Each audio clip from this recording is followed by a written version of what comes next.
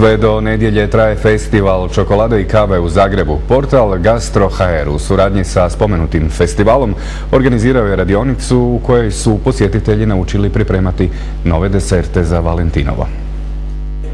Blogeri iz gastrosfere organizirali su slatku Gastro.hr radionicu, recepti za nju i njega, na Coffee i Čokofestu u Zagrebu. U 2 ljubavna kolača glavni sastojak je bila čokolada. Čokoladni keksi izmrvljeni u čaši, kombinirani sa kremom od bijele čokolade, skute i sa reduciranim džemom od naranđe, recept je blogerice Gastro.hr Jadrane Ćurković. Ja sam ovo odabrala kao recept za njega jer znamo da naši muškarci u Hrvatskoj jako vole kremaste recepte. I to je definitivno odredilo smjer. Jednostavni, ali intrigantni recept za nju došao je iz ruke dugogodišnjeg profesionalnog kuhara Dine Bebića. On je pripremio mus od bijele čokolade u kombinaciji s bućinim uljem.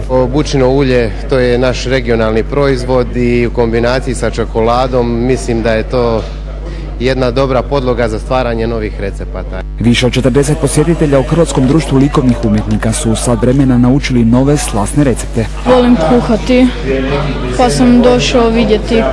Nisam još bio na nekome festivalu. Ljubitelji smo čokolade i ono baš nas interesira. Recimo, strašno me interesirala kombinacija čokolade i naranđe. To mi onako izgleda baš nešto perfektno, onako po mom ukusu. Festival kave i čokolade završava u nedjelju, ali za Valentinovo 14. veljače pripremaju humanitarnu akciju u kojoj će podijeliti torte Domu za starije i nemoćne osobe Sveta Ana i ustanovi za djecu s posebnim potrebama u Slobošćini.